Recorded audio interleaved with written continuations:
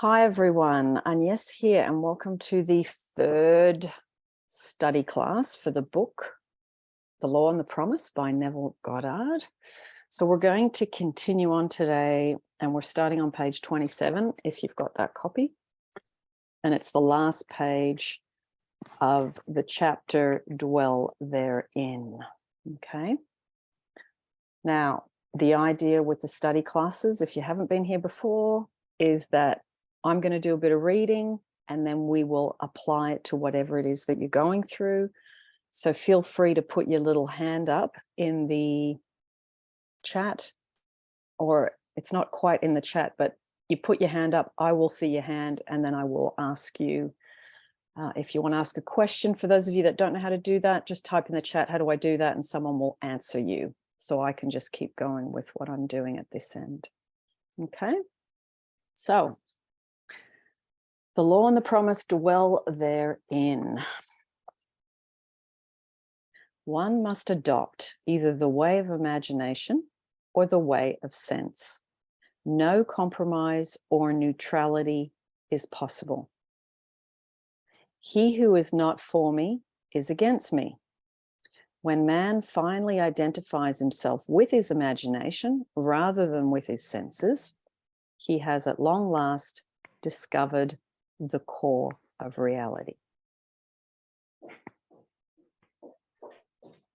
Can everybody mute themselves that are just come in? Because I'm getting some background noise at the moment. Just mute yourselves, that'd be great. I have often been, hang on one second.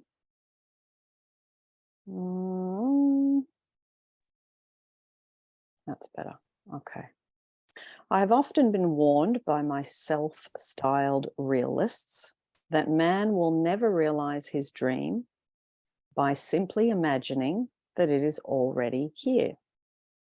Yet man can realize his dream by simply imagining that it is already here. That is exactly what this collection of story proves. If only man were prepared to live imaginatively in the feeling of the wish fulfilled, advancing confidently in their controlled waking dream, then the power of imagining would answer their adventurous fancy, and the wish fulfilled would break in upon them and take them unawares. So, I mean, many of you are probably moving around with people in your life and they don't believe in this. And they might think that it's, nonsense. And I think it's while you're working on these types of techniques to get to where you want to go, as in your desire that you have, to keep a lot of this stuff private unless you've got people around you that do the similar work. And then, of course, you can discuss it because they know where you're coming from. But the whole thing with Neville is life doesn't happen to you. It happens in response to what you think, what you feel, what you put your focus on. And it's a focus-based universe. So what you imagine, what you put your energy to is what starts to come towards you. So putting the focus on deliberately, because a lot of people walk around, and, I was like this years ago too. You're walking around and you're just responding to life. You're responding to relationships, you're responding to your boss, you're responding to your bank account, you're responding to your health conditions. Whereas I think it really is about remembering that you are creating, not you are responding. So if you can come from the place of I'm creating through what I put my attention on, and therefore what I put my attention on generates a certain feeling.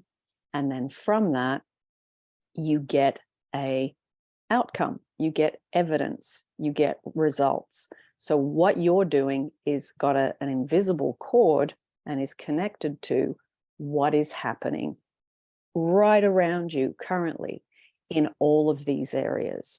So if you've got something in front of you that's not to your liking, you've just been focusing on unwanted things. You've been focusing on more things that are about the glass half empty, the problem, and you need to start to learn to put your focus on the solution, put your focus on what you want, and live in the end, which is, you know, Neville's thing, living in the end, going to the place mentally and emotionally that makes you feel relief and makes you feel good. Okay? Now, nothing is more continuously wonderful than the things that happen every day to the man with imagination, sufficiently awake to realize their wonder. Observe your imaginal activities, imagine better than the best you know, and create a better world for yourself and others. Live as though the wish had come, even though it is yet to come, and you will shorten the period of waiting. The world is imaginal, not mechanistic. Imaginal acts, not blind fate, determine the course of history. So basically what you think about, whether it's with pictures, whether it's just with thoughts, whether it's with emotion, it really is that is unfolding what comes to you, you see. So you're going to, as you practice Neville's teachings, you'll be able to determine your future, which then becomes the present, then the past. It becomes an unfolding and seeing how good you get at living in the end, at living in the wish fulfilled. So that's the end of that chapter. And we're going to continue into chapter 3. Now this is turn the wheel backward. Okay. Now, oh, let your strong imagination turn the great wheel backward until Troy unburn. All life is throughout the ages nothing but the continuing solution of a continuous synthetic problem. Okay, so everything that your life is, it's just a continuous problem. And you are able to, because you've got the resources, and now you've got a bit more knowledge to go, okay, if that's in front of me, what do I need to correct within me so that that problem changes? Okay. The perfect, stable, or static state is always unattainable. The end attained objectively always realizes more than the end the individual originally had in view. This in turn creates a new situation of inner conflict, needing novel solutions to force man along the path of creative evolution. His touch is infinite and lends a yonder to all ends. Today's events are bound to disturb yesterday's established order. The creatively active imagination invariably unsettles a pre-existing peace of mind. Okay, so what is he talking about? Because this is a little bit wordy, a little bit Neville-y, and it's a little bit complicated. So he's talking about here, it's like nothing static, nothing set in stone. So it's always moving, and it's moving as in what's going on in your life in response to what you've got going on, especially mentally and emotionally. So you can get something that's set, but it then eventually it unsettles itself. So it's like you've got to bring up and renew your focus. You've got to renew your wish fulfilled. You've got to renew your living in the end. You've got to renew what you've got going on within you and hold it. That's why often people attract a relationship. It goes really well. Then the cracks start appearing because you start focusing on what they're not doing or what they used to do. And he used to do this or she used to do that, and they're not doing that anymore. So you go into lack, you go into problem.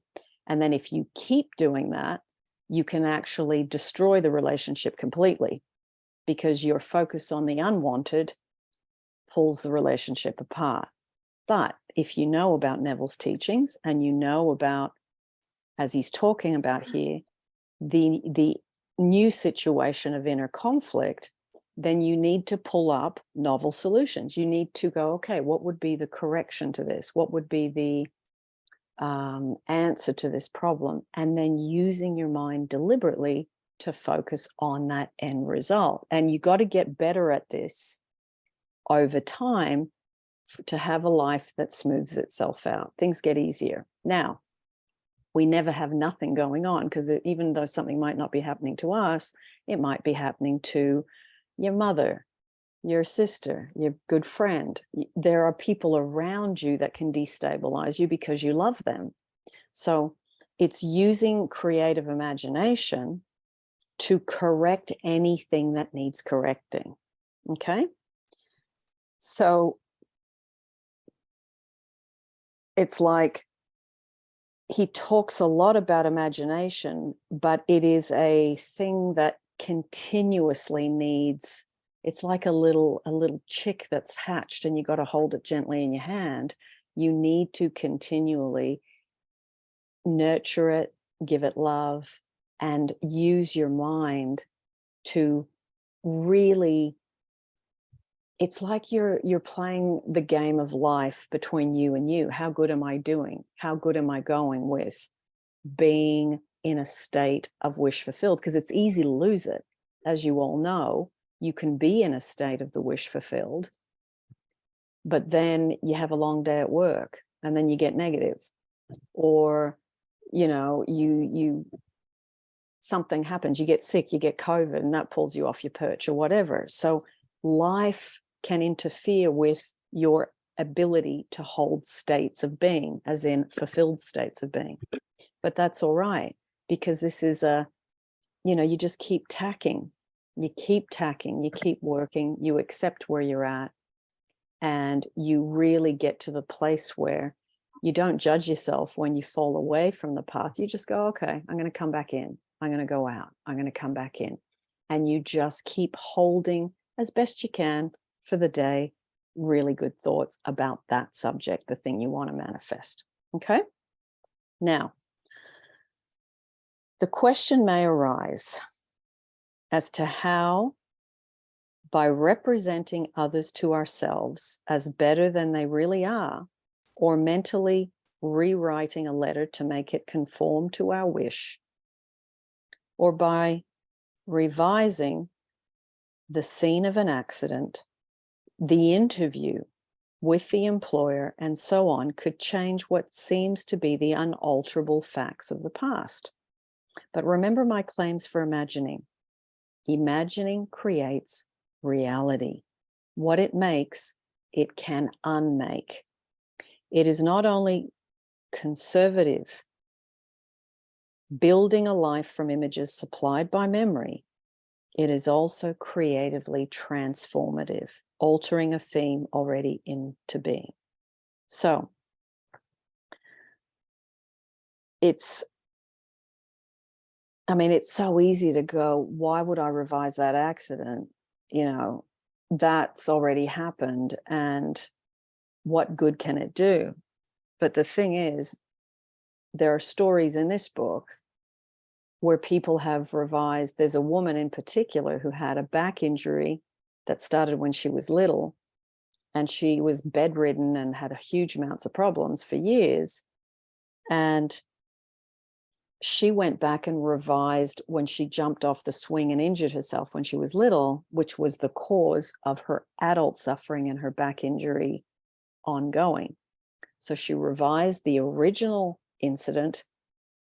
And then what happened was, even after years of osteopaths, chiropractors, all this stuff, none of that worked. She revised the scene, and then her back took on the wish fulfilled, which was that she no longer had a back injury. And she was able to correct that within a very short period of time, where she had been bedridden and taken heaps of drugs and done all this physiotherapy. and not that had eased it temporarily, but she always ended up back at the injury. So what she did was she got rid of it out of her psyche, she got rid of it out of her emotional body, and then her physical body was the third thing that came in line. So revising old things, it's like Neville talks about, the past is still alive in you. So if you've got something going on today that is bothering you, but it's a long-standing pattern, see if you can go back and work out, can I remember when this first occurred? Because it's that incident that is reinfecting you over and over and over again, like in the case with abandonment issues. People have abandonment issues from childhood, and then they recreate being abandoned in adult relationships.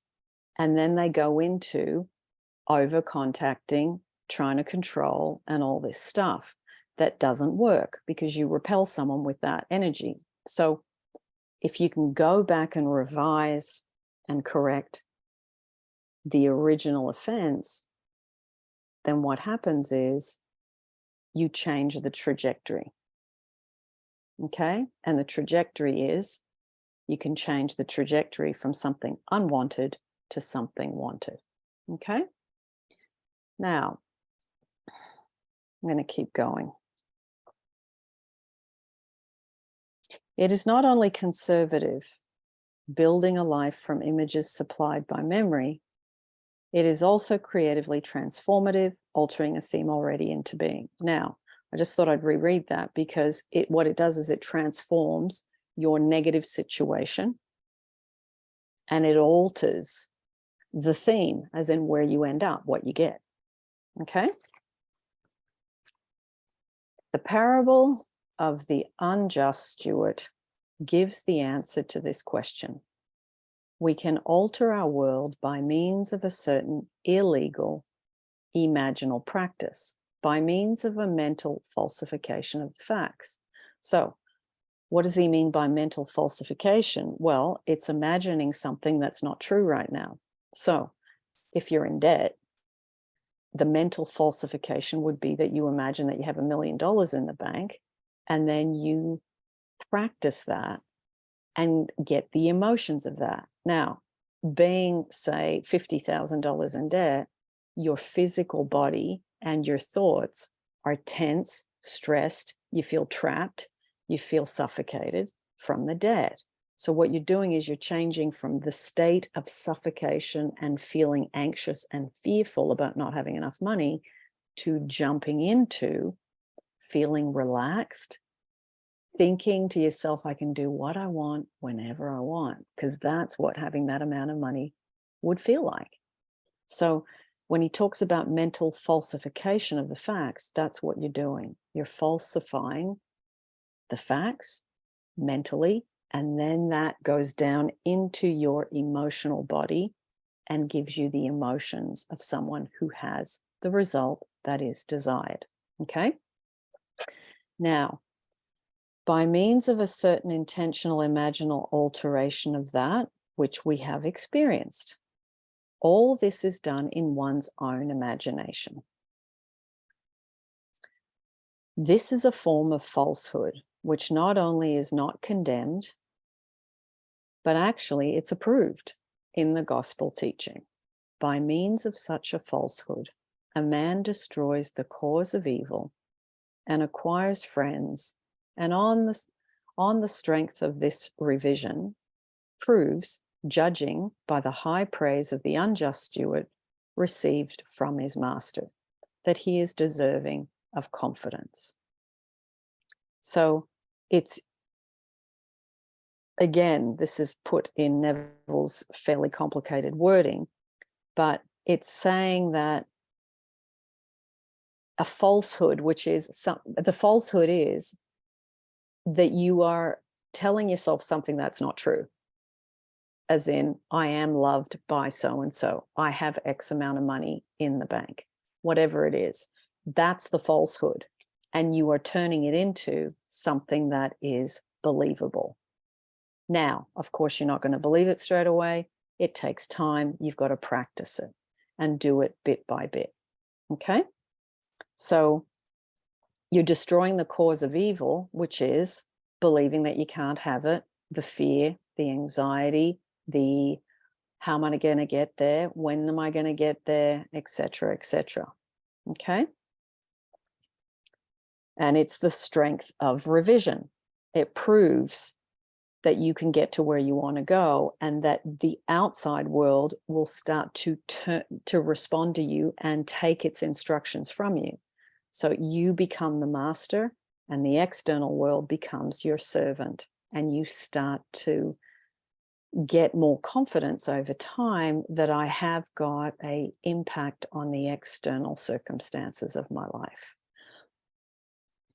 Because imagining creates reality, we can carry revision to the extreme and revise a scene that would be otherwise unforgivable. We learn to distinguish between man, who is all imagination, and those states into which he may enter. An unjust steward, looking at another's distress, will represent the other to himself as he ought to be seen. Where he himself, in need, he would enter his dream in his imagination and imagine what he would see and how things would seem, and how people would act after these things should be. Then, in this state, he would fall asleep. So you're correcting, again, the unwanted scene on the outside, and you're turning it into a wanted scene, and then you are falling asleep in the state of that relief state. You're letting go of the tense state and you're going into the relief state. Okay? How would you feel if you were really experiencing these circumstances? And you practice that, and that's the skill. That is really, in a nutshell, the living in the end,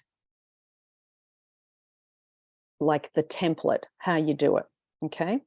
You go into the state, you go into the visuals, whether you're hearing something, whether you're seeing something, whether you're experiencing something. You go into what would be the actual total remedy to the problem I'm experiencing. You create an imaginal scene that would be the remedy, and then you practice that scene. Now, I've been asked many times, do I do different scenes that apply the end result?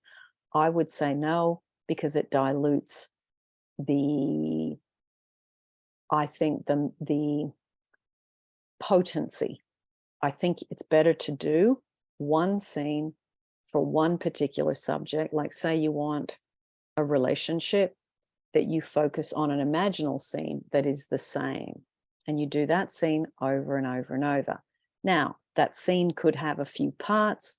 It might be that someone picks you up from home and you say hello and you have a warm hug and a kiss. They grab your hand, you walk to the car, and then you drive from the car to the restaurant, and then you have your restaurant scene. So that's a two-part thing, but it's part of the same day. So you can do those types of things where you split a scene into two parts because it's a moving thing. Okay? So that's no problem, as long as it's connected and joined and it makes sense, like that particular one. Now, I've lost my place. Let me just go back a little bit. Okay, so would that all the Lord's people were unjust stewards, mentally falsifying the facts of life to deliver individuals forevermore. For the imaginal change goes forward until at length the altered pattern is realized. So it's really using the law of projection. Now, Neville doesn't talk about the law of projection per se, but that's what happens. It's the law of assumption is what he's really into. So you're going into assuming something. So the law of assumption, then the law of projection takes it over, sends it out, And then really the law of attraction photocopies it and brings you back the result. Okay. But as you know, a lot of you that do Neville, his main thing is the law of assumption. He's big on that. So the law of assumption is what grows the roots. It grows the roots, and that's what you water and you nurture it through focus, through your mental diet, through your imaginal scenes. Okay? Now, the imaginal change goes forward until at length the altered pattern is realized. So the more you practice it, eventually your pattern of the negative you've been doing dies off because you don't water that plant anymore. It goes forward, and then it actually starts to water the new plant. And then what happens is you start to see that there are changes in the outside world. So you see that the pattern changes over time, and you then know that you've become better at living in the wish fulfilled, or living in the end. Okay? Now, our future is our imaginal activity in its creative march. Okay, so what you're imagining now is impacting what's coming to you tomorrow, next week, next month. So today, I mean, you know, we've heard this so many times, the power is in the present moment, the power is in the present moment. But it's affecting what you do in this very moment, whether you're in a fearful state, an anxious state, a loving state, a freedom state. All of that goes forth. It's like the energy of you is alive. And then it, you know, like the lizard that has the tongue that goes out and gets the fly and brings it back. It's the same concept of what we are doing energetically. It's like, and then brings it back. Not as quickly as that, but it does happen, whether it's a week, a month, 6 months. It does bring something back. Okay. Now, to revise the past is to reconstruct it with new content.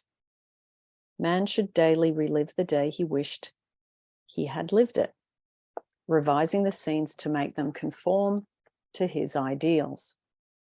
For instance, suppose today's mail brought disappointing news. Revise the letter, mentally rewrite it, and make it conform to the news you wish you had received.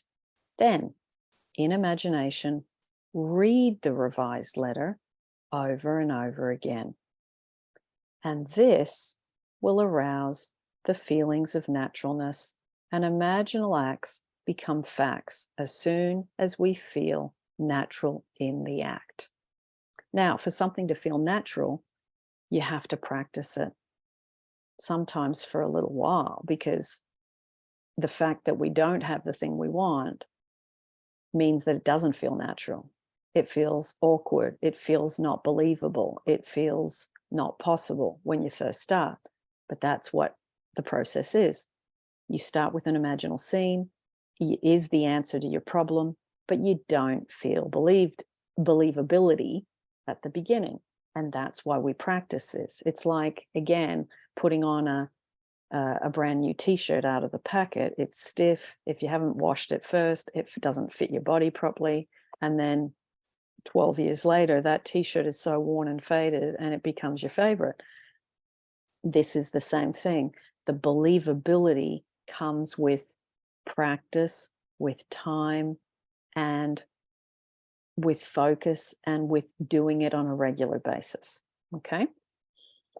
Now, there's a lovely story in this book. I'm going to read it to you in a minute. This is the essence of the revision, and revision results in repeal. This is exactly what FB did. Okay. So this is FB's story illustrating this that we've just discussed. Late in July, I wrote to a real estate agent of my desire to sell a piece of land which had been a financial burden to me. He negatively replied, listed all the reasons why sales were at a standstill in the area, and he forecast a bleak period of waiting until after the first of the year. I received his letter on a Tuesday, and in my imagination, I rewrote it with words indicating that the agent was eager to take my listing. I read this revised letter over and over. I extended my imaginal drama using your theme of the four mighty ones. Okay, the four mighty ones of our imagination from your book, Seed Time in the Harvest: the producer, the author, the director, and the actor. My imaginal scene as producer, I suggested the theme, the lot is sold for profit. As the author, I wrote this simple scene, which to me implied fulfillment. Standing in the real estate office, I extended my hand to the agent and said, "Thank you, sir." And he replied, "It was a pleasure doing business with you." As the director, I rehearsed myself as actor until that scene was vividly real, and I felt the relief which would be mine if the burden were really lifted. 3 days later, the agent I had originally written phoned me saying he had a deposit for my lot at the price I had specified. I signed the papers in his office the next day, extended my hand and said, "Thank you, sir." The agent replied, "It was a pleasure doing business with you."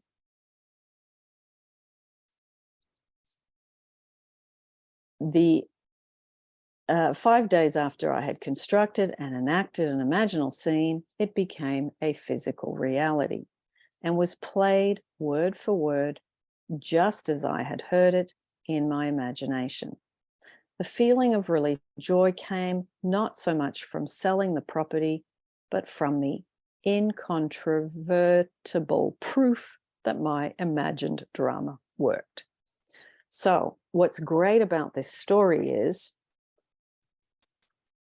he heard what the agent said, which was negative. He basically said, it's not going to happen. You're not going to get what you want. This is the wrong time of the year, blah, blah, blah, negative, negative, negative. Now, most people would probably believe the agent because they think that person knows more than they do. So what's great is he didn't buy into it. He just pulled away from it and he rewrote the letter. And then he changed. What he did was he deleted the negative from the contents of his consciousness about the sale of his house, the sale of the land. Okay. So this is a really good template, especially for those of you that have heard something really negative from somebody and you've been upset by it. And then you have not cleaned up your energy about it. So what you can do is go, okay, hang on, I heard that. That was so not to my liking. And I don't want that result. What I want is something different. So you can do exactly what he did and use the four mighty ones to clean up what you heard and to correct the end result. But in the meantime, you're correcting your focus. You're pulling your attention away from the unwanted and you're putting your attention on the wanted. Okay? So this is something that you can practice. There is actually, I think there's 2 or 3 videos on my channel. If you put in the four mighty ones, I talk specifically just about that. And then you can use that as a template and put it onto the situation you're going through. Okay. Christina, have you got the book? Do you want to read?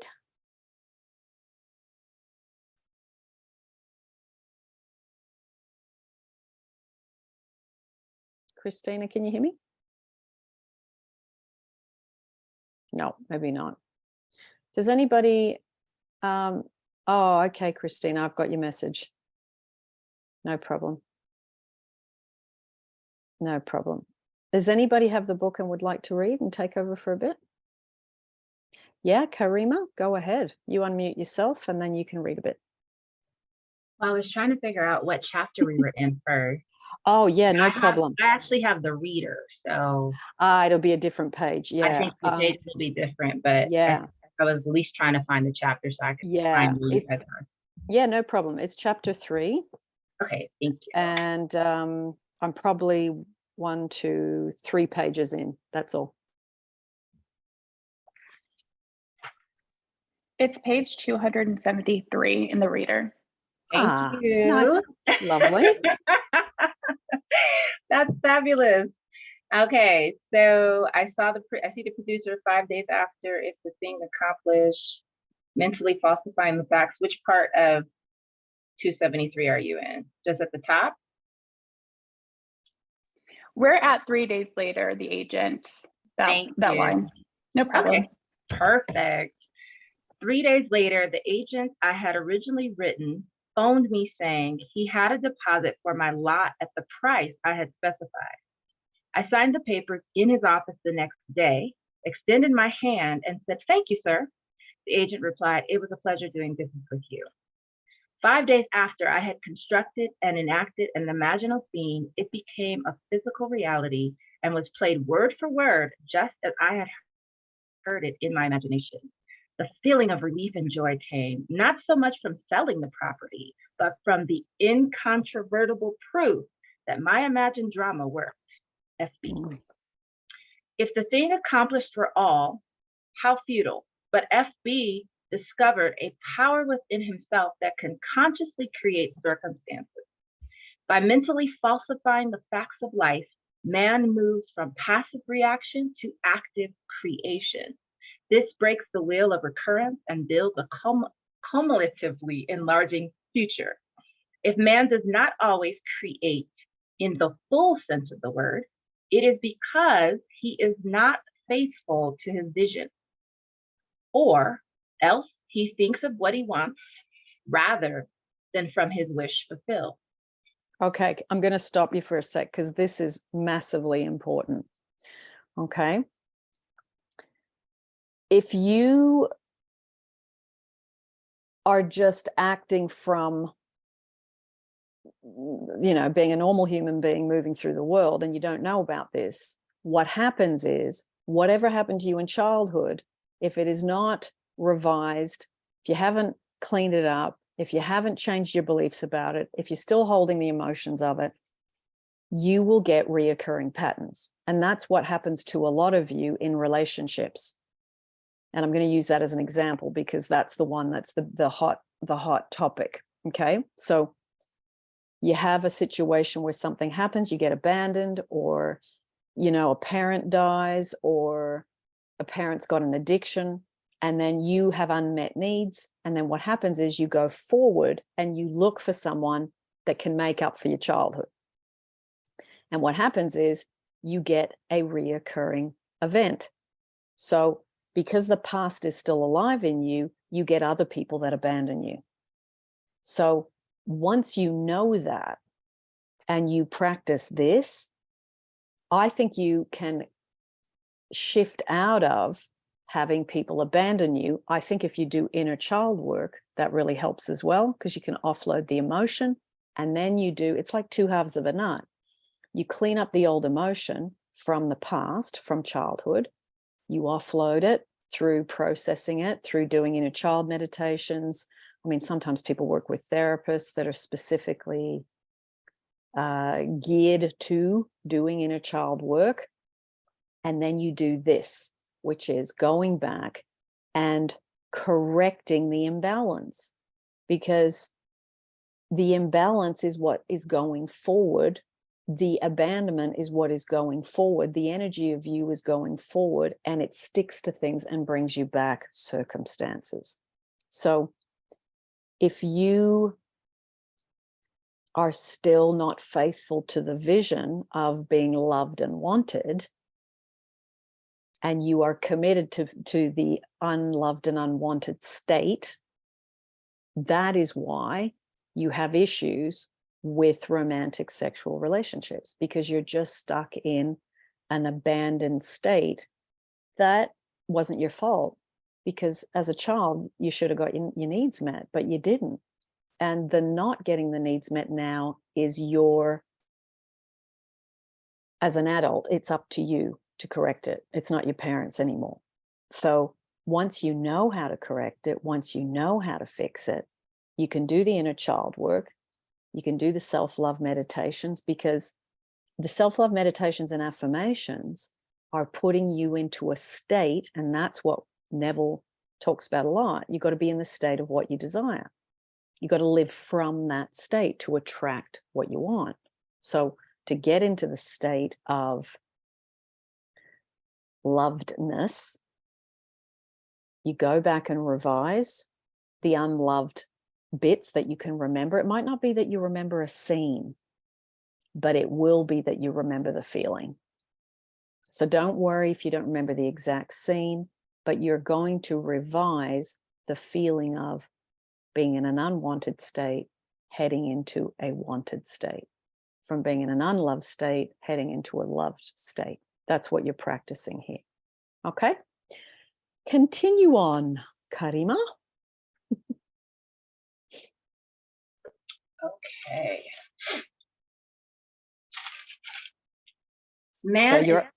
Yeah, that's right. Man is such an extraordinary synthesis, partly tied by his senses and partly free to dream that his internal conflicts are perennial. The state of conflict in the individual is expressed in society. Life is a romantic adventure. To live creatively, imagining novel solutions to ever more complex problems is far nobler than to restrain or kill out desire. All that is desired can be imagined into existence. Wouldst thou be in a dream and yet not sleep? Try to revise your day every night before falling asleep.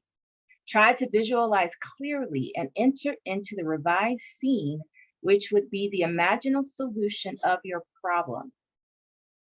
The revived imaginal structure may have a great influence on others, but that is not your concern.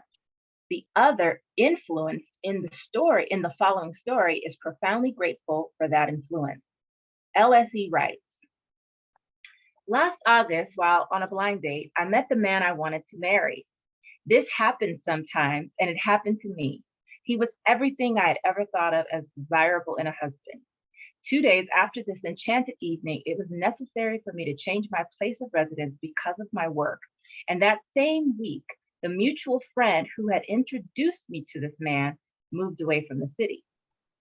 I realized that the man I had met probably did not know of my new address, and frankly, I was not sure he knew my name. After your last lecture, I spoke to you of the situation. Although I had plenty of other dates, I could not forget this one man. Your lecture was based on revising our day, and after speaking to you, I determined to revise my day every day. Before going to sleep that night, I felt I was in a different bed, in my own home, as a married woman, and not as a single working girl, sharing an apartment with 3 other girls.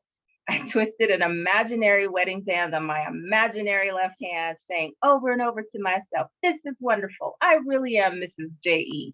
And I fell asleep in what was a moment before a waking dream. I repeated this imaginary scene for 1 month, night after night. The first week in October, he found me. On our second date, I knew my dreams were rightly placed.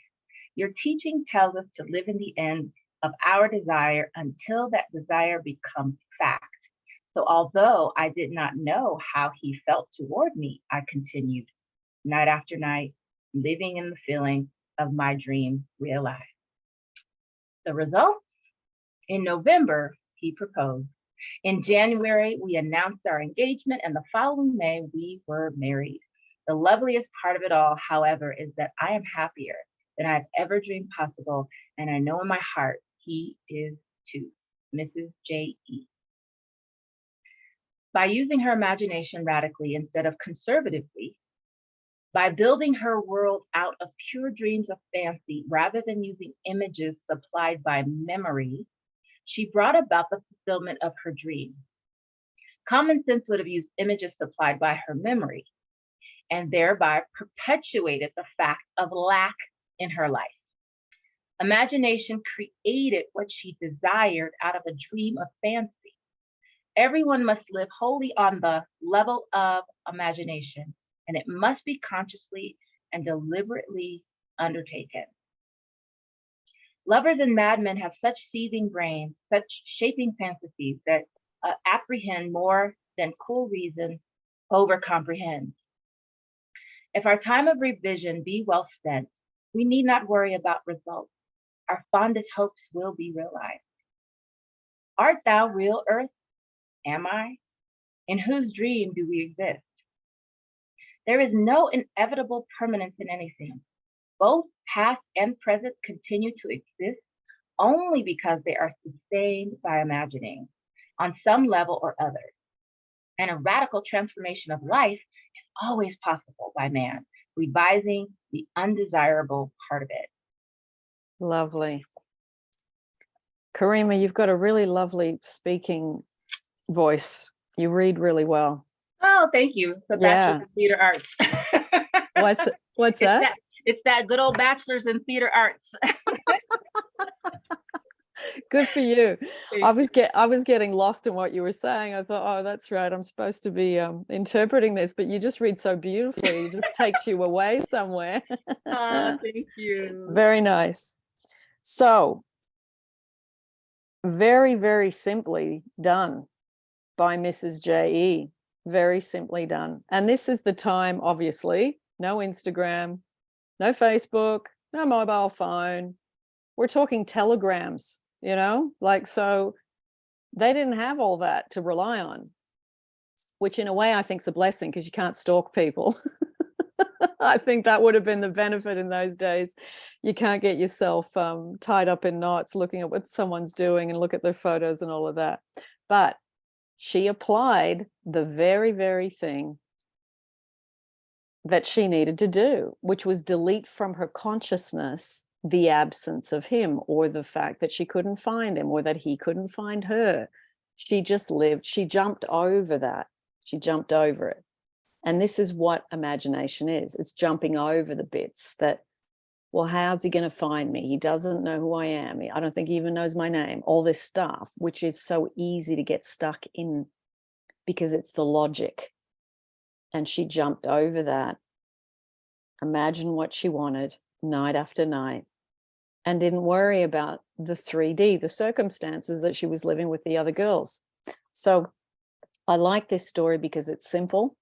Her imaginal scene is simple. You're just doing this, moving your wedding ring around, and also imagining that she's in her married home, that she's no longer living with other single people. So really, when you look at it, her story starts in late August, okay? The blind date's at the end of August, and in November, this guy proposes. So September, October, November, 3 months. Like, isn't that worth the effort if that's what you want, to spend time doing this night after night? Now, it doesn't matter what your desire is. It's the fact that you put that wonderful effort in for yourself in something that's short, that's tight, and that's totally pleasurable to imagine. The more pleasure it is, the more, oh, wow, when I have that, that's going to be amazing. And you inject yourself with that emotion now. That is the turbo that gets you to the 3-month manifestation, you see.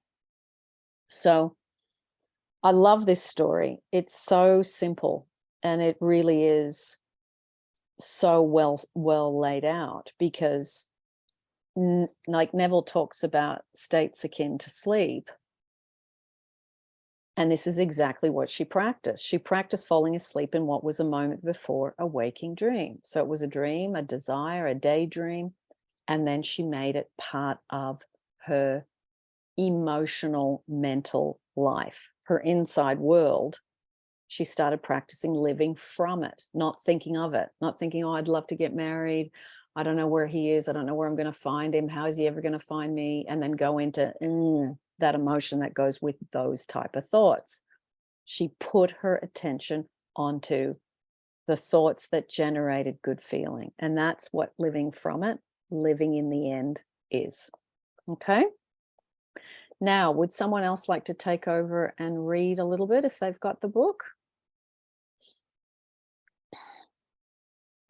Hey, Agnes. Yeah.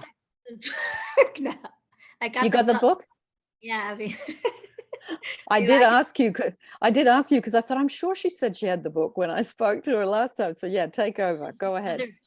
Yeah. Anyways. All good. In his letter, Mr. R.S. questions the subject of influence. During your current series of lectures, trouble developed with collection on one of my trust deeds. The security, a house and a lot, was neglected and run down. The owners were apparently spending their money in bars rather than while their two little girls, aged 9 and 11, were noticeably uncared for. However, forgetting appearances, I began to revise the situation.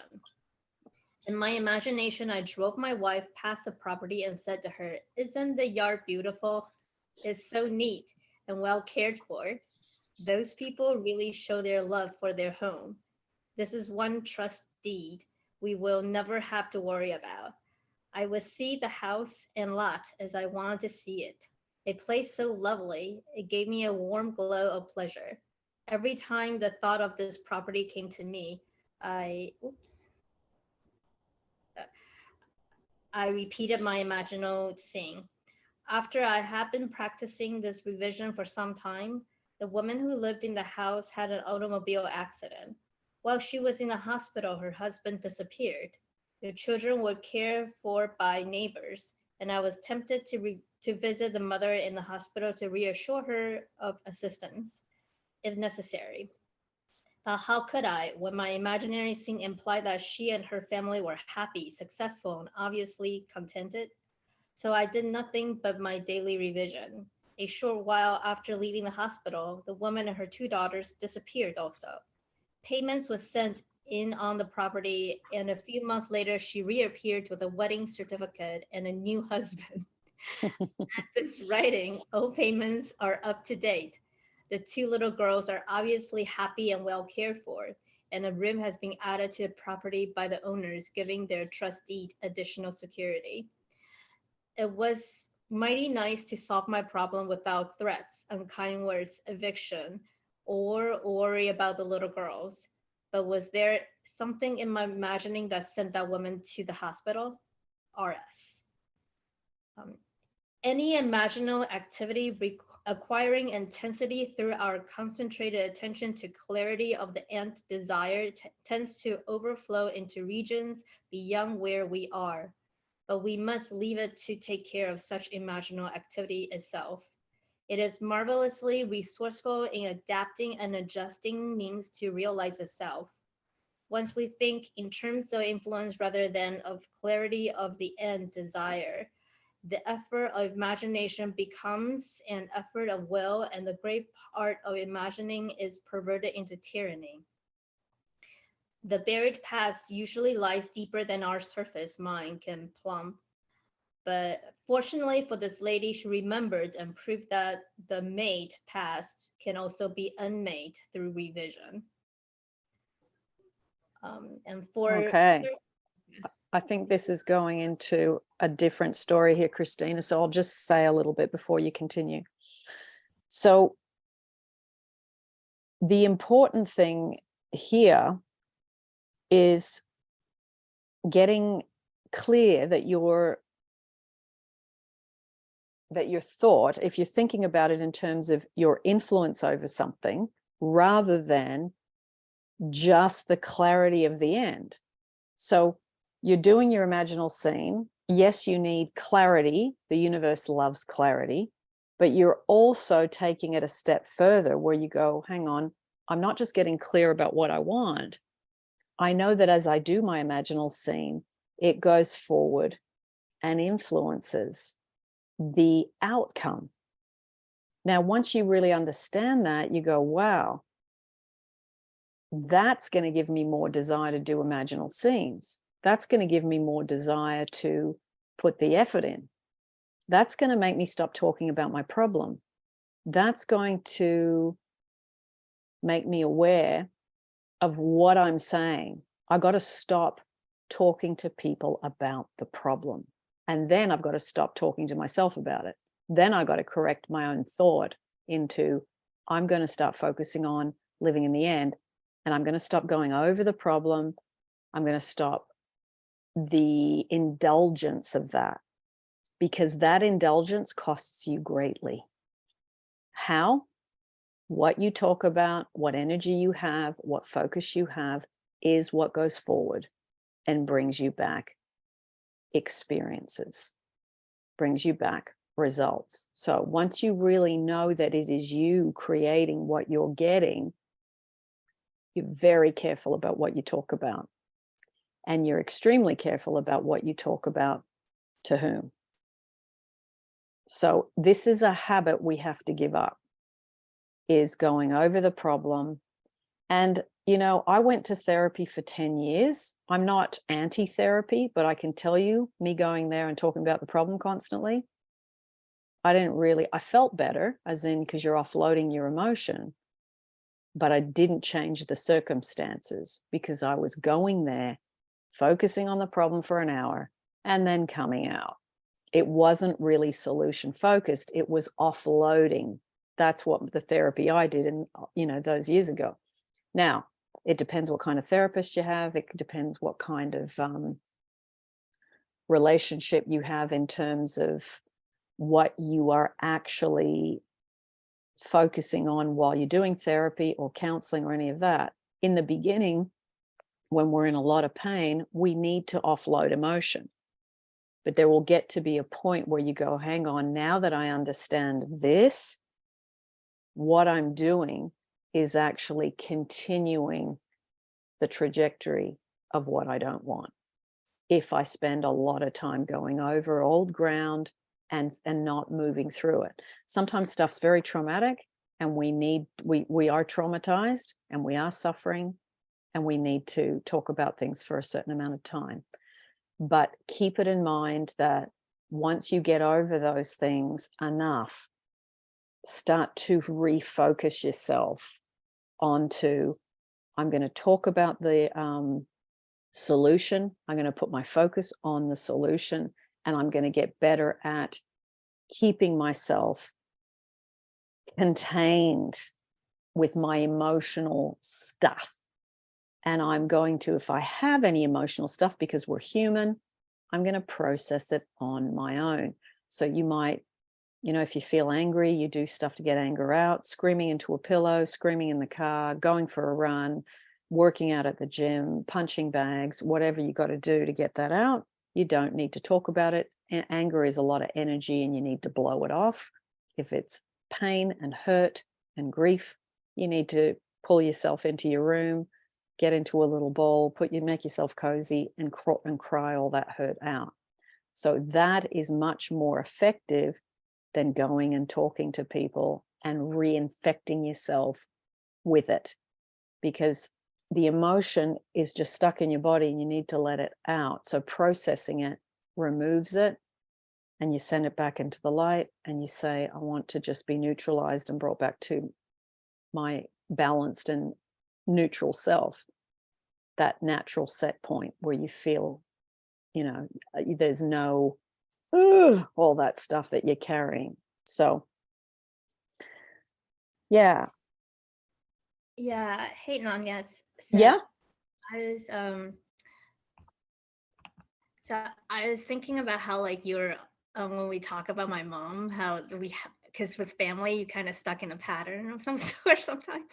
Yeah. So I remember you tell me that, why don't you think about how happy my mother is.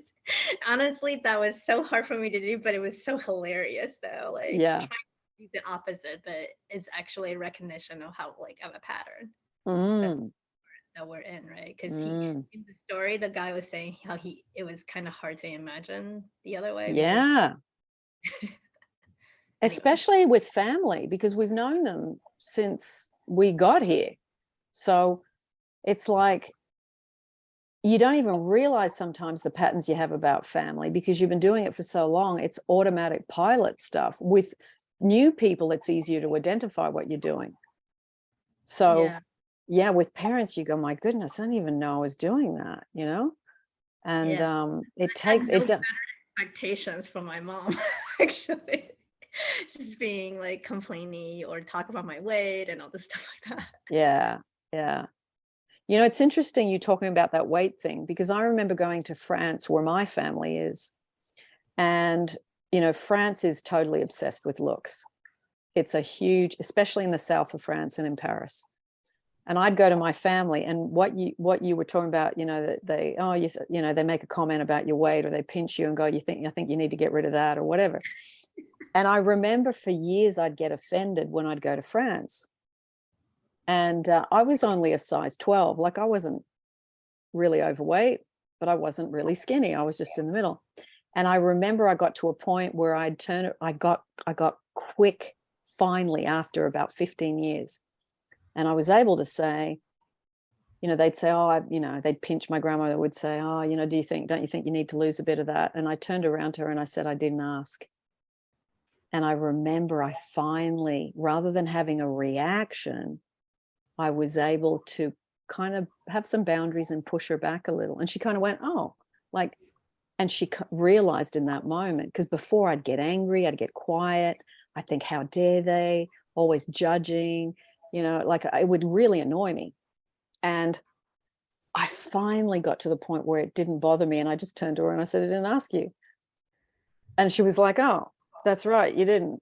And then that was it. She never said it again. And it's like changing the reaction into something that is self-loving and saying to someone, none of your business. It's not up to you to comment on that, and to be clearer about being able to do it. But also the next step was getting to the point where no one said that anymore. And that's not from losing the weight.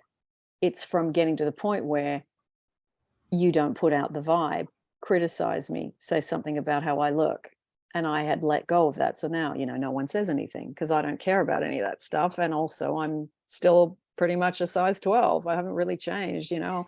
So it's really interesting that what we get, I look back and I used to get really annoyed, but that was me pushed out. It's like I had to take that on and go, France, my family, they're so, you know, they're so superficial. All they focus on is looks, and I'm not brown enough and I'm not skinny enough and all that stuff.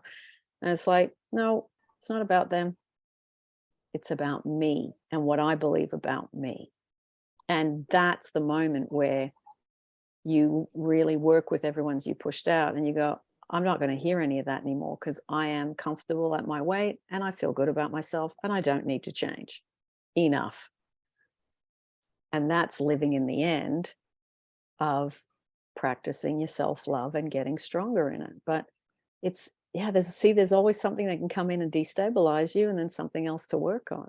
So yeah, food for thought. Andra. Hi, Agnes. Thank you for doing this workshop with us. I have a question based on when you said to focus on the outcome and stop talking with people about the problem. Yes. Well, when people are asking me, what is your love life like? And I'm very protective about this particular subject in my life right now. And I don't want to talk about it because people influence you negatively, and also family as well. We've been talking about that.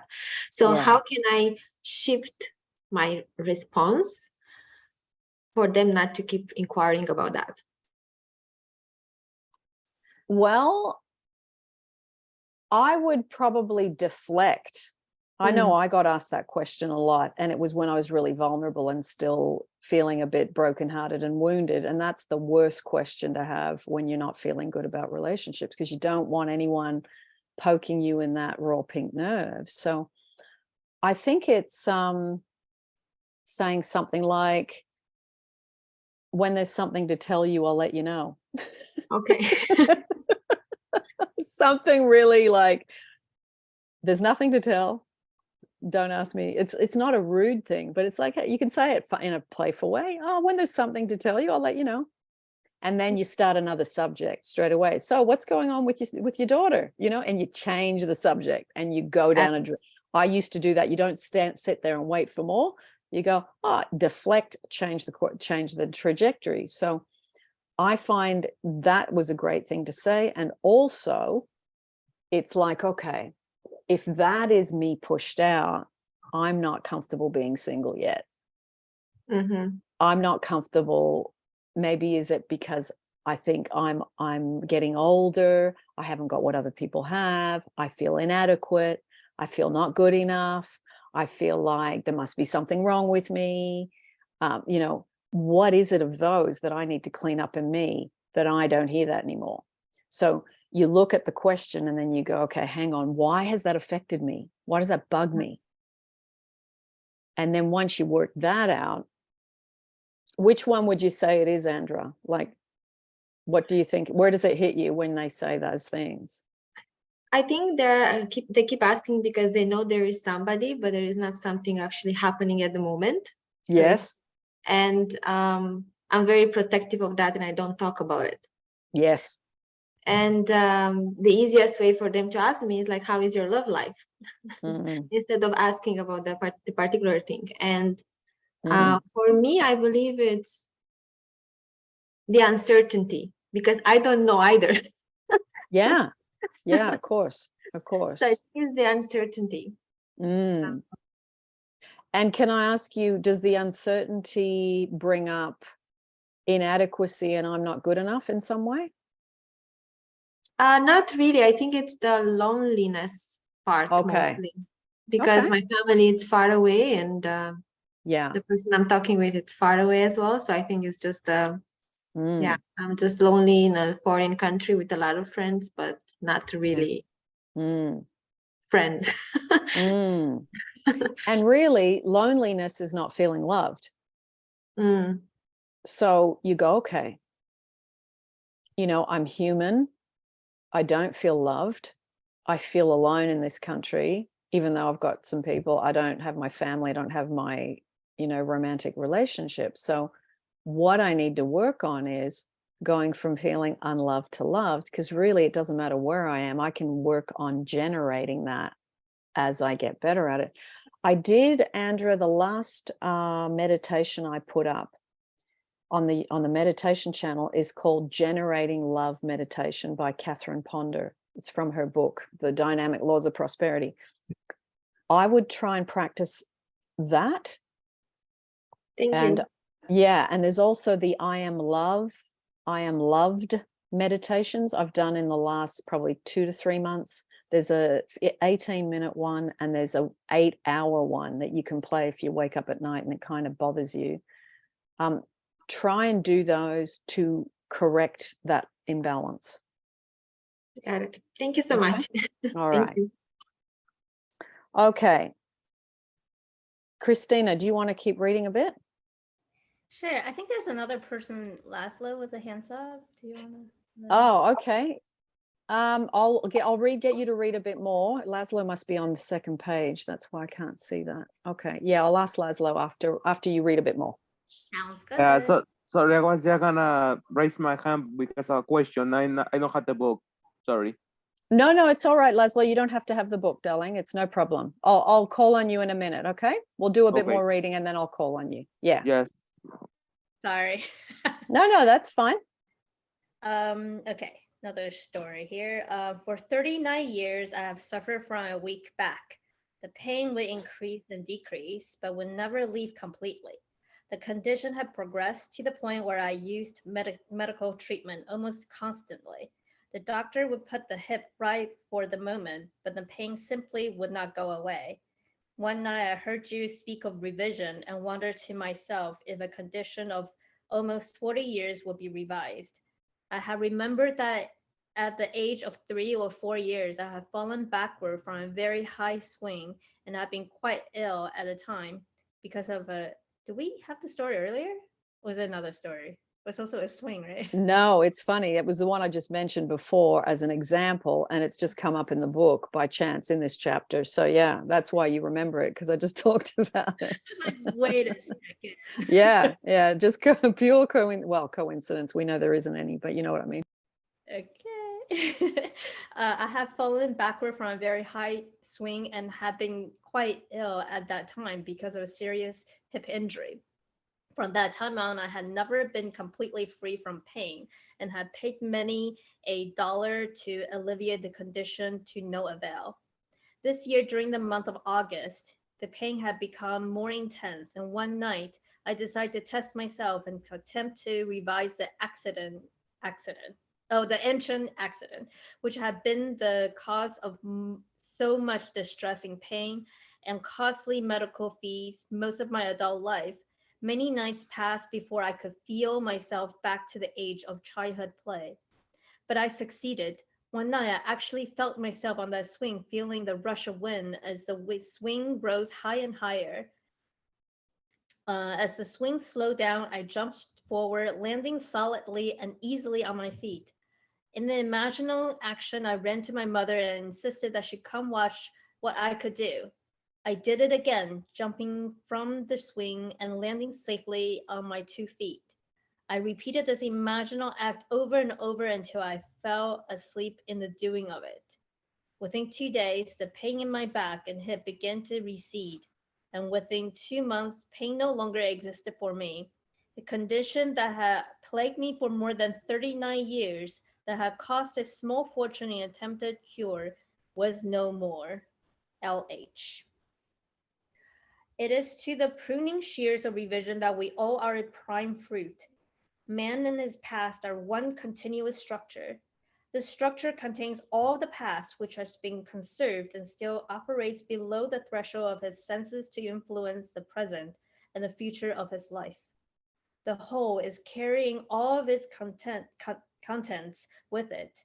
Any alteration of content will result in an alteration of all the present and future. The first act of correction of cure is always revise.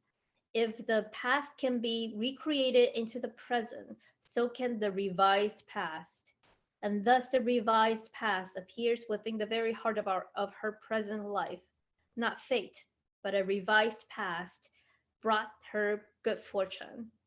Making results and accomplishment the crucial test of true imagination, and your confidence in the power of imagination to create reality will grow gradually from your experiments with revision. Confront by experience. Only by this process of experiment can you realize the potential power of your awakened and controlled imagination. How much do you owe my master? He said. Oh, is that a new story? Oh, no. He said, 100 measures of oil. And he said to him, take your bill and sit down quickly and write 50. Luke 16:5-6. This parable of the unjust steward urges us to mentally falsify the facts of life to alter a theme already in being. By means of such imaginative falsehood, a man acquires friends, Luke 16:9. As each day falls, mentally revise the facts of life and make them conform to events well worthy of recall. Tomorrow we'll take up the altered pattern and go forward until at length it is realized on the heights of attainment.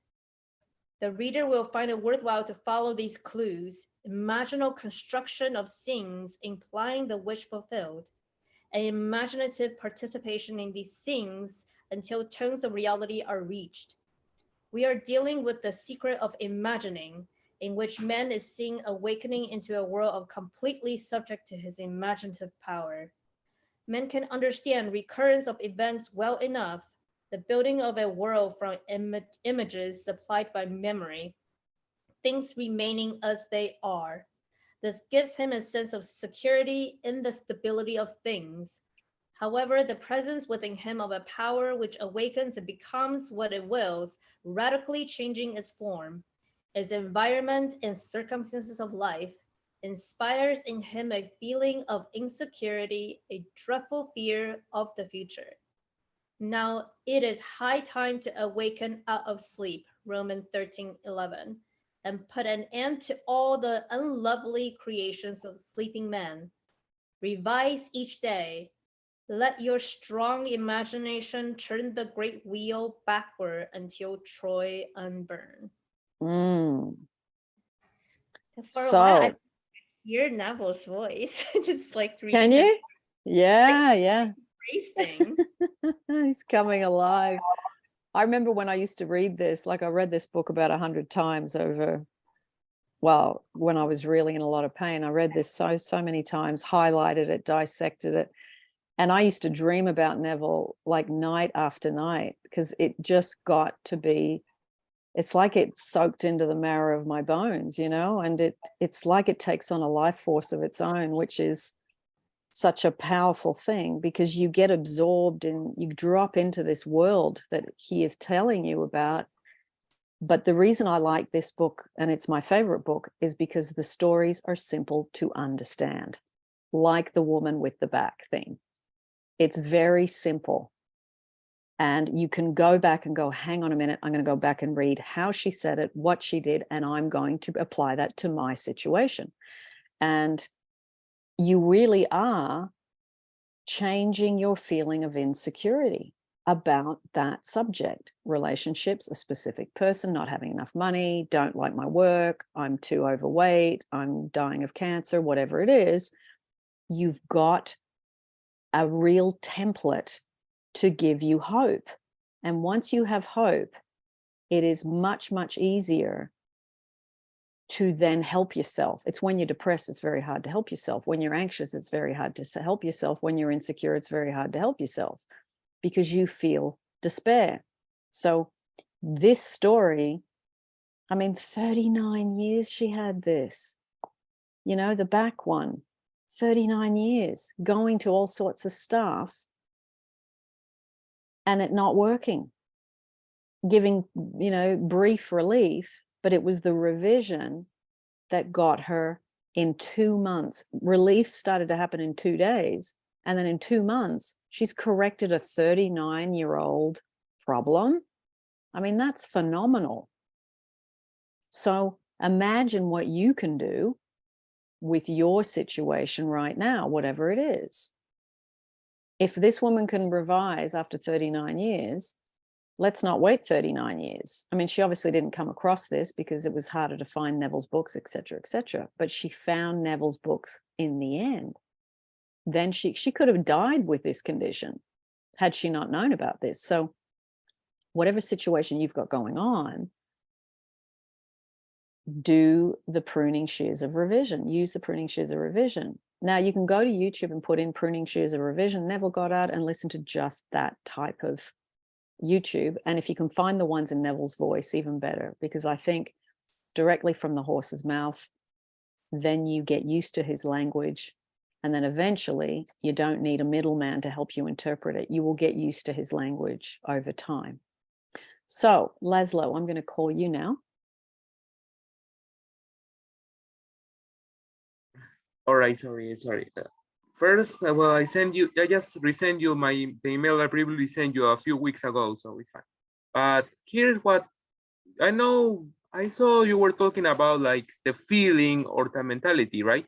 For example, when dealing with something, you know, when you feel a certain event is coming, which can be very, let's say, disturbing or worrying for you, like something that you think you try to like manifest something to deal with it when it comes, when you try everything, like anything to manifest something to deal with it, block it or evade it.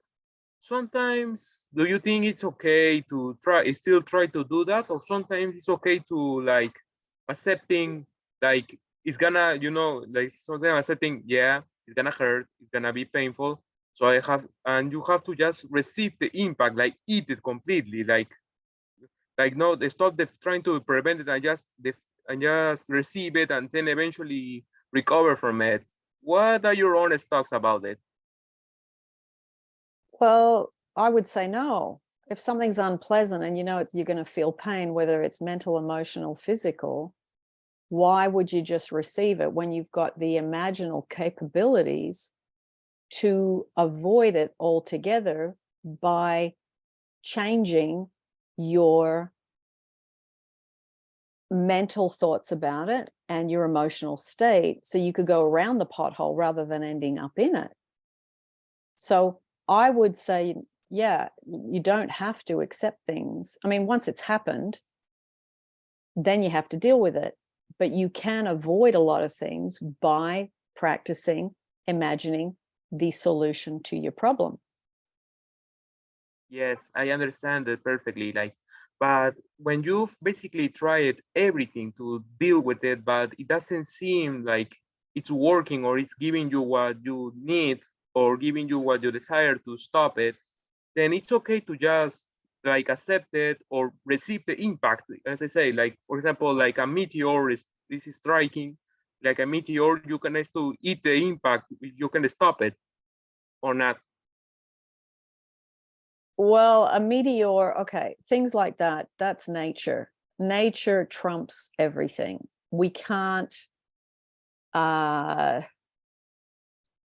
not saying you can't influence certain things, like the meteor might hit 3 kilometers down the road if you do your imaginal scenes instead of landing on your house. So you can probably reduce the impact, but nature is a force of its own. There's laws, the law of nature, the law of assumption, the law of projection, the law Yes, of, I was just using yeah. as a metaphor, like a Yeah. reference to something as that it's coming and you try everything to stop it, but you can, but sometimes it's useless. And do you think, like, for example, when a certain thing that might be very painful to you or very emotionally hitting to you, like when you try to manifest like what you need, but it doesn't seem like it's working or it's giving you what you need to deal with Yes. it when the time comes, it's Yes. okay to keep trying or just Yes. accept, like receive the impact, like I said, like a meteor or whatever. I think Laszlo, you keep trying and you persist, even if something hits you, you go, okay, well, I've tried, this one's hit me,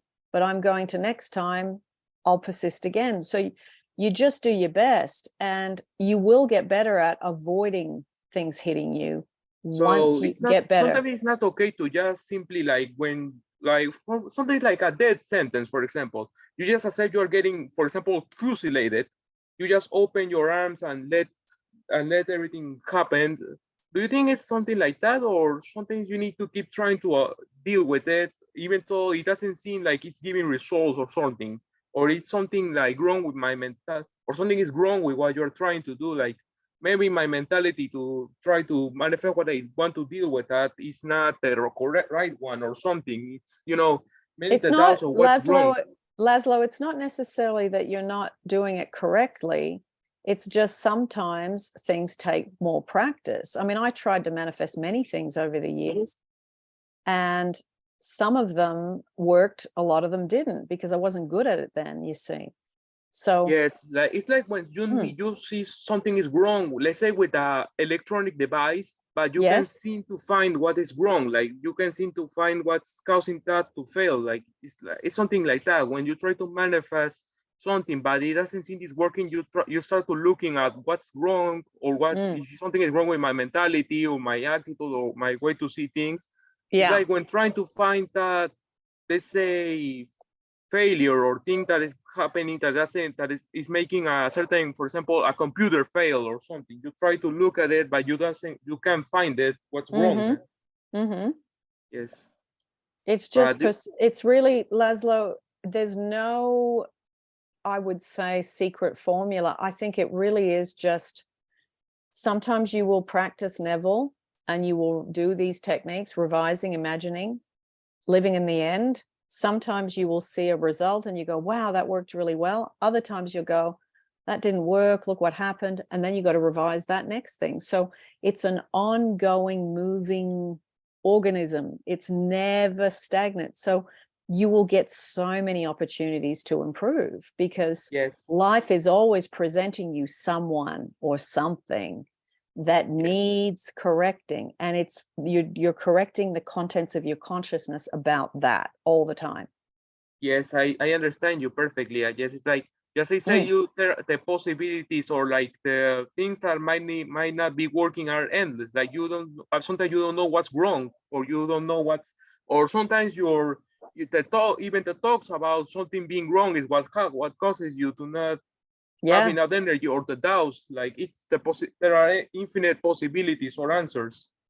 Correct. So it's finding the ease. What your things about Laszlo, just give me a sec. It's finding the right imaginal scene that will help you revise. Yes. Like, So for find example, something simple. Find something simple and easy to be the imaginal scene. Don't make it too complicated. Like, so just keep visualizing and enjoying, like having that something that might help you deal with that thing that is coming, right? That event that is coming. Or Correct. Like not giving up and saying just like receiving the impact, like say like a bullet or something that is coming at you, just opening your arms and receiving it. Doesn't have to be like that, right? Correct. All right. I understand it. Darling, I'm going to move on because we've got half an hour left. Excellent. And there's two more people with their hand up. So okay, perfect. Thank you. Okay. And I just sent you the email that I sent you a few weeks ago. Just please take all the time you need to check it and everything, because it's Laszlo, stop for a sec.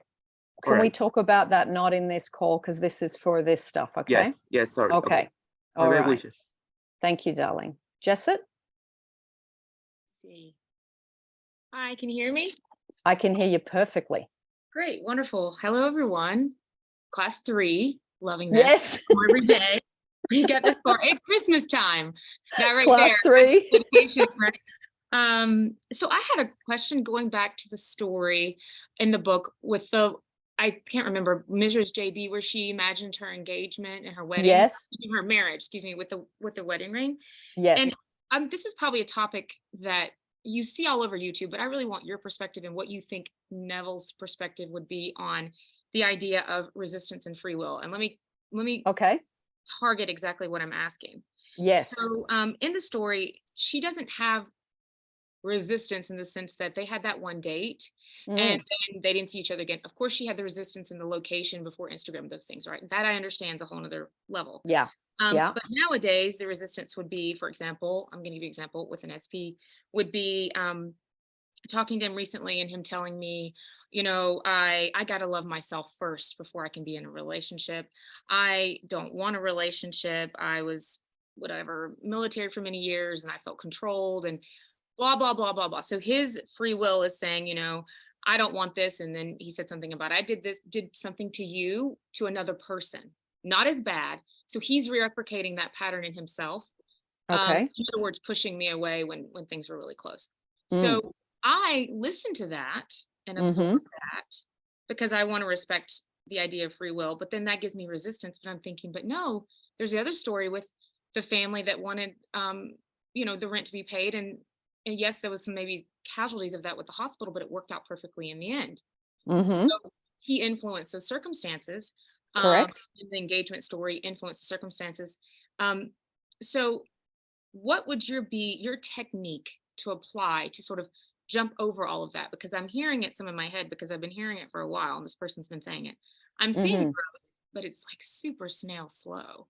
And I'm wondering to myself, you know, I'm not a patient person perhaps, but really though, I feel like I'm kind of knocking up against his free will, but I don't think that's quite how this works. So just kind of want to know what your perspective on, because my end goal, let me jump to that really quick. Yeah. Would be long-term commitment, marriage, that kind of thing. So if he's not even interested in relationship, that seems so far away for this person, right? Like, yeah. So yeah. Well, Neville's big on the power of influence. He's also big on everyone's you pushed out. So I think it's so easy, to look at what he said and then go, well, this is a stalemate. What's the point? You know, but you go, hang on. If I'm applying and listening to Neville's teachings, I know that everyone is me pushed out, and that I have accepted the problem, and it's now the contents of my consciousness about him. He doesn't want a relationship. He's been in the military. He's been controlled. He sees that this is more, you know, that's how he sees it. So you go, okay, that's me. I've absorbed what he said, and now I'm staying stuck there in a stalemate. So my task is, if I want to get to where I want to go, is to correct the imbalance, like the woman did with the injury. She revised jumping off the swing. You've got to revise what he said, because it's still alive in you about him. So you go back to that conversation. I believe there is free will. There's a lot of people that go, no, there's no free will. People just conform to what you send out. I don't think it works that way. And I'll tell you why. I think we can influence, but I think that when people are involved, especially people and relationships, that if we believe they have no free will, then really we'd be forcing them to be with us. And would you want to be forcing someone to be with you and that they haven't chosen to love you? Personally, for me, it would be no, I don't want that. I want someone laying in bed next to me because they want to be there, and they find me sexy, and they find me attractive in my mental and emotional life and how I live, and they want to be around me. That to me is something I can influence by working on my self-love, by feeling good about myself, and by deleting anything I have within me about them that is not positive to my end result. So I think it really is, Jesset, to get to the point where you go, I can use Neville's teachings, I can revise, I can sweep my side of the street, I can really get good at changing states, because what happens is when you hear something like that, you instantly go into, I'm not wanted and I'm not loved. So your work is not going from being single Jesset to married Jesset with him. It looks like that's the surface thing, but what's really underneath and the real work, which is about influence, is you're first influencing yourself, going from the state of I'm not wanted and I'm not loved and I am not secure about any of that, to I am secure, I am loved, and I am wanted. So it's between you and you, the state change. So go ahead. You wanted to say something? I think that absolutely. Thank you. And hopefully other people can relate. And another thing that I hear a lot or have heard a lot was, oh, it's not you. Really, constantly. You're beautiful, you're attractive, you're all these wonderful things. I am not ready. I do not. This is the stuff I'm hearing from this person. So I'm thinking, well, I need to really respect this, but also at the same time, I know Neville Goddard in some of his teachings, I think he chose his second wife, I believe. Correct. And I thought, well, I mean, and then this woman talks about in her story where, like, of course, they ended up really nice and happy. So, you know, I think the scene or the revision in that is a bit of mental gymnastics with someone who's giving you something. They're not saying, oh, it's not you the problem, I'm the problem. Does that make sense? That's what I'm hearing. Yeah. But I'm feeling like, okay, well, can I change that? You know, or can I influence that, as we talked about, or do I need to just influence myself? As it sounds like you're sounding like your side of the street. Think, you know, but she imagined the wedding band with that specific person. Correct. So I wasn't sure.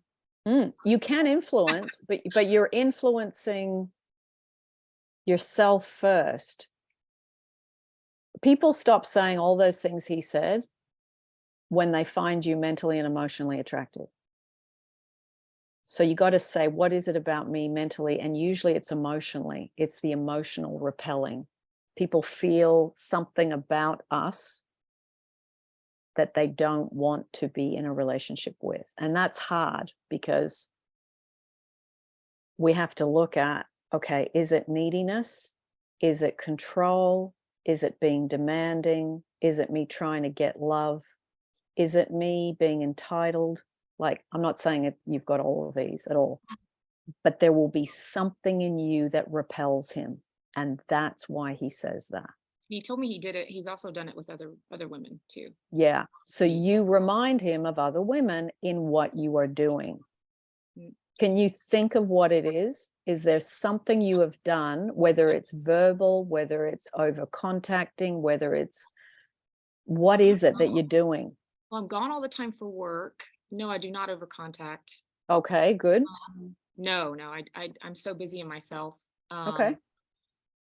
I've heard it for a while. I hear a lot of things about, he would say a lot of things of like, well, I had this bad relationship in the past, and and he says all the time, I'm bad at relationships, and I can't be the person for you because he has a lot of negative thinking. And I'm like, oh, you know, I try to say nice things and be uplifting, but it's a lot of, I don't feel good about this. I'm not good at this. I can't juggle, you know, whatever relationships and career, whatever. And but no, I don't ask him to be in a relationship with me or anything like in the past. Okay.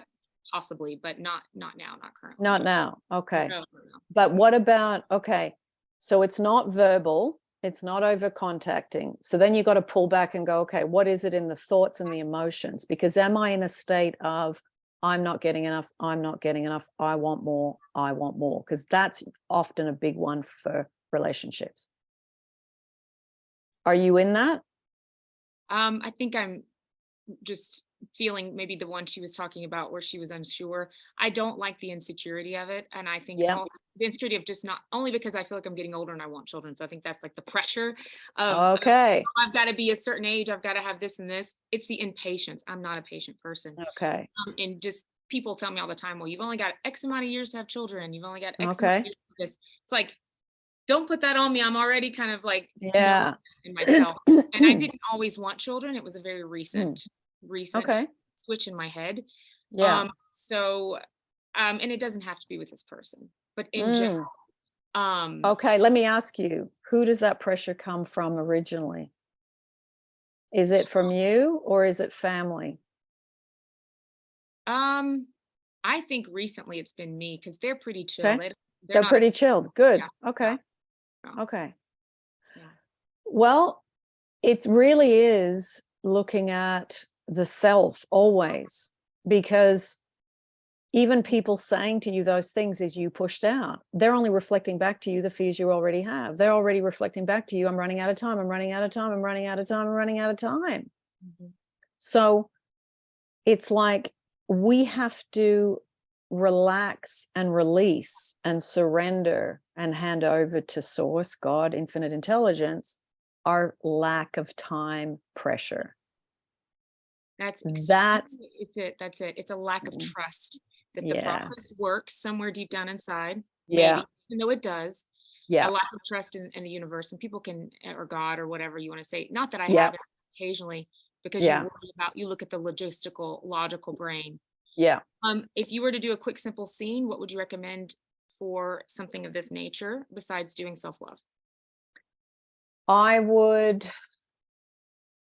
imagine sitting in a place that's very familiar to you with him, whether it's your place, whether it's a specific cafe, whether it's a beautiful park on a sunny afternoon, and imagine sitting opposite each other, and your imaginal scene will be a revision of what he said into something better. Like, you know, I know what I said before, but I've been thinking a lot about you, and I know I'm ready. Something really simple. And you go, I knew that was coming. And you get into that feeling of security within the imaginal scene. Or you might just sit and smile at him and nod your head. You don't even need to speak. You know, keep it small, keep it tight, keep it clear. Make sure that sentence hits the bullseye. Perfect. Thank you so much for your time. Good question. Really good question. Zakia.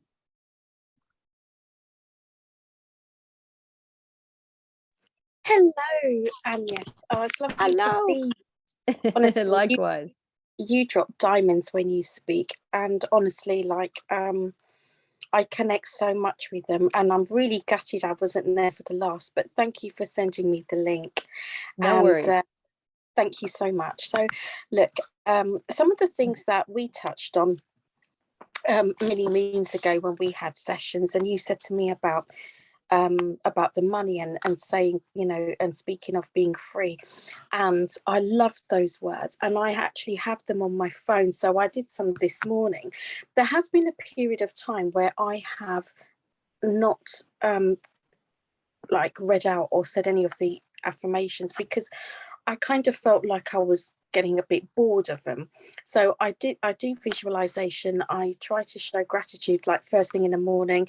I might, you know, oh, I'm so grateful that I've got this lovely comfy bed, or, you know, I've got this lovely warm room, something that it feels right. So I'm grateful for something that feels right at that moment. So I've started to do that. Things have started to change in my life, and I want to tell you, on Thursday I got called into a meeting at work. So you know that I work in banking. And to be honest, Agnes, look, I really enjoy it because I'm quite ambitious. I can work 40 hours a week. I've got my essential oils. I've just been making 2 wellbeing boxes. You know, I've started studying as well, but I've got nothing stopping me. And if I've got the ability to be able to fit these things comfortably, then why shouldn't I do them? So I listen to me. I listen to my instincts. If it feels right and comfortable, then do it. And, you know, I've stopped listening to chattering outside where, you know, maybe sometimes we have to maybe speak to ourselves a bit more than everyone else to get validation. Like you know, if it feels good and I'm enjoying it, just do it. You know, if I can get a diploma by doing that hypnotherapy course, do it. Because I'm just literally 2 modules away from receiving that. So I'm really enjoying this journey. However, in the banking world, I don't know how this has come about. So maybe you can shed some light. There's redundancies, and I know that it's quite brutal, but I never visioned it for me. I have said I am free, but I've said, you know, I've used affirmations that, you know, I am a millionaire, I am free. And 2 of your sessions ago, you said to us that you'd spend an hour and you'd go out walking on the beach, or you'd walk and you'd always say, I am free, I am free. And you said that is the mindset of a millionaire, because imagine what a millionaire feels like, that they've got so much time. And one of the things that I love that you say is, I work half the hours for twice the pay. Yes. So you started to do yeah. or twist on that, and everyone else can use it. I've said I work half the hours for triple the pay. Yes. And sometimes I do find that I do have more time on my hands. But I like my job because less than 6 months ago, I moved from an EAPA role. And that is when I had a session with you. And I went into a role that focuses on diversity and inclusion, people. And that's really more aligned to my values. And I've done some really incredible things that I've never thought I'd ever see myself do. So I'm very proud of me. But I wanted more of that, and I wanted to get promoted and get more money from it because I was enjoying it. But there's redundancies, and I'm not sad, but I just feel a bit, I was sad yesterday and Friday. I haven't cried or anything, but I'm with my mum, and it's so nice to get that support from family. But they did say, look, your role isn't going to fit into the new structure. And my team are affected apart from 1 or 2 people. So they basically said that you're in a consultation period now until 6th of Jan. Then from 6th of Jan, the role that I'm doing will be made, that will be demised. Okay. And then from 6th of Jan for 11 weeks, I've got to work my notice period. So I asked them, well, what about my bonus pay? I've worked the best part of the year, you know, and is that not going to be considered in my severance pay or anything? And they said, no, if you don't get if you don't secure a permanent role within HSB, then no. But if you do, then yes. So I've got this, you know, the timing has been for me. I know you say everything happens for a reason, but the timing has been terrible because it's literally 2 weeks before Christmas. Zakia, can I stop you for a sec? Go ahead. What they said to you about it. Yeah. Use what we've talked about today about revision. Go back and hear what you want to hear. How did you hear it? Was it verbal? Was it in an email? Was it on a phone call? It was a Zoom meeting. And it was a Zoom meeting. Okay. Yes. Teacher and okay. No one can hold you away from the money that is owed to you if you feel that it is owed to you. Only you. So revise what you heard and imagine it already being paid to you. That's what you've got to delete. You've got to delete what you heard from the contents of your consciousness about money. Okay. Okay. So when you say the money comes to you, do you mean like the bonus? Because the bonus. Yeah, because I'm not ready to leave the bank. I've still got things that I want to do there. And I have scripts of the ideal role. And I know I do other bits and pieces, but I still like this. And I love getting money every single month. I enjoy it. I can book sessions with you. I can, you know, I pay the mortgage. It does things. And it feels, you know, I love my independent feeling. So I don't know how I attracted that in the first place. Can you explain that? Well, I think, you know, it's easy to look at, oh, well, this is the recession and this is what's going on, you know, what everybody does. But we don't really operate in that world so much because we know that there are people that absolutely do amazing in recessions, and there's absolutely people that crash and burn when things are booming. So it's not what's happening out there, it's what's going on in here. So you've got to say, what if that showed up in front of me, what have I got going on within me that I need to dissolve? Was it financial fear? Was it hearing that people are going to be let go of, and I plugged into, oh my God, what if that's going to be me? You went into, they are the source of my supply. You've lost your footing on, source is the source of my supply. Infinite intelligence is the source of my supply. This is just one teat that I can suckle from. It's not the only teat, so to speak. So it's handing over the fears of security financially, that these are the only people that can give that to me. Now, if you still want to work there, there's no problem. Imagine still being there. Try not to go, oh my God, what did I do? And get stuck in trying to unearth and dig up old bones. Because the more you go looking for, what did I do that caused this? You're going looking for the problem. Just go, you know what? Who cares what it was? I've just been in the wrong track. I need to get back over here and let me put my focus on. I love working here. I love that. How amazing. I'm still here and some people got axed. I'm so grateful for that. Oh, what a relief. You know, so you got to just jump out of looking for the problem and digging up the dirt and jumping into the solution. Forget about all that. That's taking you down the rabbit hole you don't want to go down. So I've done well this weekend. I've reached out to all my contacts in LinkedIn, especially in the bank, and I've had quite a few responses and some meetings coming up. So people, you know, want to help. So that's a good sign. The other way that I look at it is, this may be an opportunity for me to move up that grade that I want and get and move into another role. So because of all the affirmations and all the work that I've been doing, I'm thinking of the what ifs. And I'm trying to live as if as well. Good. And I've tried to embody the feeling of what it feels like to be earning a certain amount or being in that particular role. That's the way. Yes. Yeah, I'm really working on that. You know, when you say to revise it, what's the best way of revising? And how do you revise your old stories, and how effective have they been for you? Well, they've been extremely effective if I've been persistent, and the shorter, the tighter the scene that evokes the feeling of relief, that's the template I use. Like sometimes I'll try an imaginal scene and I go, I don't have that much feeling about that.